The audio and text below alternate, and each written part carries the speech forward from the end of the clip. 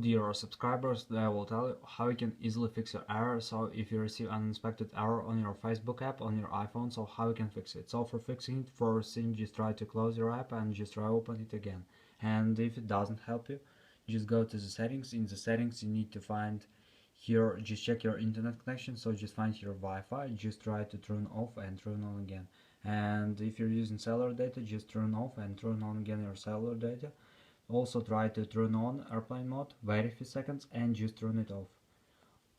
After, just scroll down to the general, and if you still have this issue, so just tap on shutdown, slide to power off, wait a few seconds and just power on your phone again. And if it doesn't help you too, you just need another way, so just go to the general again and just find your software update. Just wait until it will check for updates, and if you have here available updates, just download and install them on your iPhone. And if it doesn't help you too, you can also try to make force restart on your phone. So it depends on model of iPhone you have, because I will tell you in example of iPhone X, iPhone 11 and iPhone 12.